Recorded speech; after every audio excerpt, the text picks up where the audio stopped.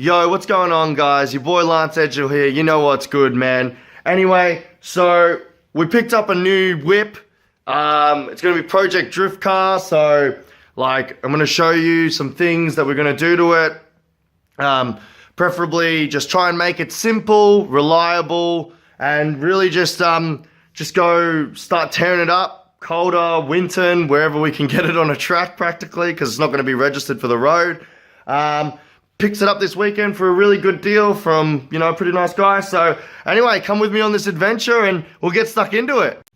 So here she is, an R31 Skyline. Actually got the same motor that I'm pulling apart right now, an RB30.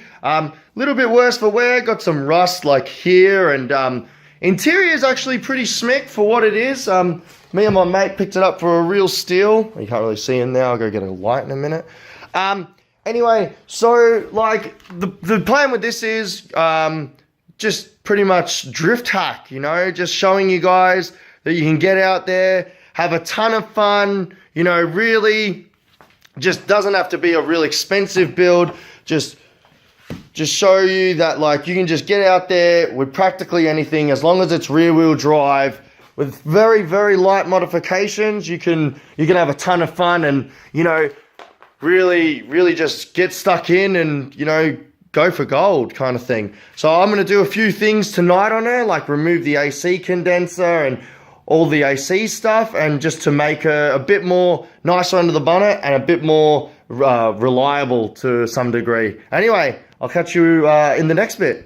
So I'll just show you guys under the bonnet. As you can see, the exact practically same motor as the one that is on that engine stand. See, exact same rocket cover gasket and everything that we're building up right now. That's just on hold for a little bit while we're getting stuck into this. So RB30 released in, this one was made in 1989. So she's an old girl, but runs like a champ. Real simple, inline six. She's an auto. Might be doing a manual conversion sometime in the near future. Came with some pacemaker extractors. They're not looking the best, but performance is cheap. Free performance is free performance. So right now I'm going to be removing all the AC stuff. So the actual AC, I don't know if you can see it down there. Well, that's the power steering. It's a bit under there. There you can see it just there. All the AC stuff, so the condensers, the fan, the little, all the lines and stuff that run into the cabin. So, yeah, I'm just going to do that. I just dropped the fluid out of the radiator. So, it was just running water, but it seemed really clean. So I'm going to fill her up with coolant once I've done this job. And just trying to make the engine be a bit cleaner and just a bit more simpler to work on, so that if something goes wrong at the track, we're more than capable, and less stuff in the engine bay and more room to work on stuff. So anyway, I'll catch you in the next one.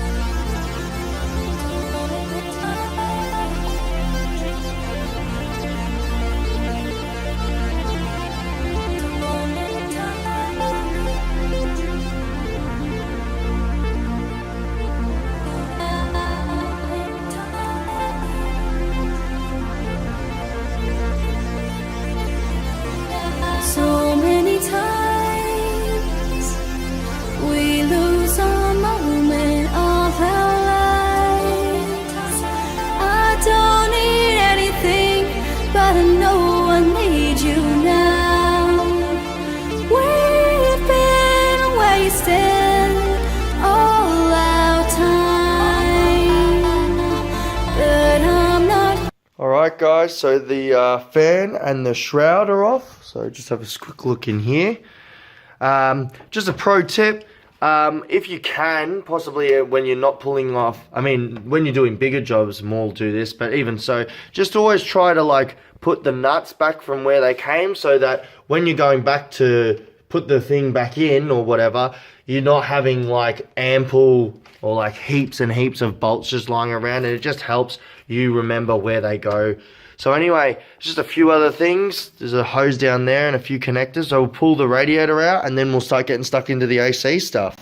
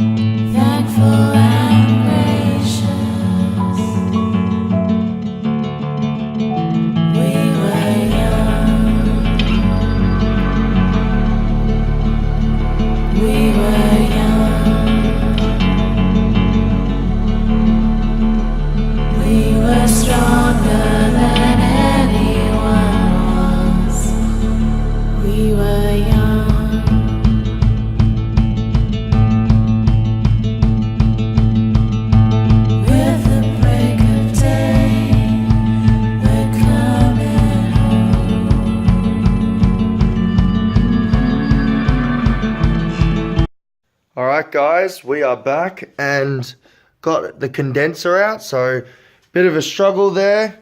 Sorry, the condenser and the radiator for the AC. The condenser I thought could come out with the with the radiator for the AC, but apparently not. So bit of a fight there, but we got it done. That's that bad boy there. So it's definitely going to let a lot more airflow over the radiator, which when you're on the track, that's what you want.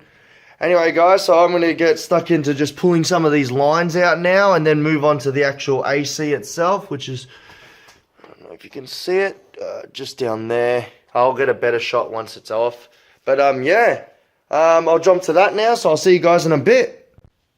Alright, guys, we just got the AC condenser off. As you can see down there, there's now an empty space.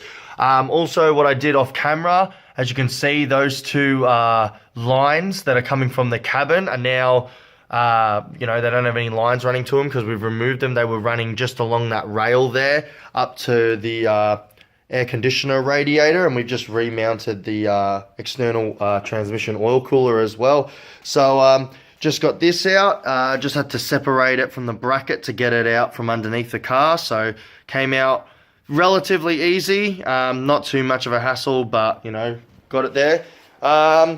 And these are just some of the lines we took off just earlier on. So like I said, these are the lines that have been were running along the chassis rail and stuff like that. And here's the radiator for the AC again. So anyway, it's going to be a lot easier to put it back because most of the stuff I was taking off was for the AC. So now we're just going to backtrack, and I'll cut to when it's all back together. All right, see you guys in a bit. All right, guys, we're back. So as you can see, everything's back together. The shroud's back on the radiator. The fan's back on. We tightened up the battery earth terminal. She's filled up, topped up with coolant. So she's all good there. So pretty much we got rid of all the lines and stuff. They're no longer down there. You can see where the AC stuff went into the cabin. So she's all good to go. Made the whole thing a lot more simpler. Just more easy to work on. So if anything does break at the track, making it all more reliable. So that's pretty much it for this one. Alright guys, that's going to be it for this episode. So as you could see, we just took off all the AC stuff to make it more simple to when we go to the track, and just making the car just simpler to work on as a whole, because when you go to the track, you don't want stuff breaking and then being it harder to work on than it already is, or anything like that. The engine's real simple as it is, so we don't have to do much to make it even more simpler. But it's always nice to know that if something does break, or potentially could break, easier to get round things.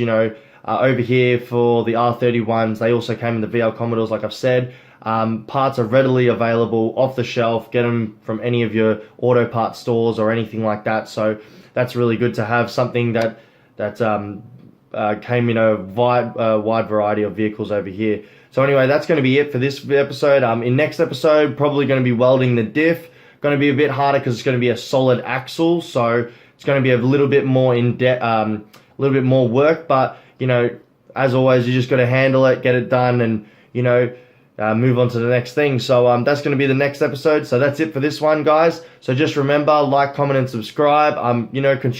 Constructive criticism is always, if you guys want to say anything, like the lighting wasn't good, some of you guys were saying about that. So, I'm going to try and fix that when money permits, of course. But, but stick with me for the next episode. And hopefully we'll be out, ripping tires off soon. All right, anyway, guys, catch you in the next one. Peace out.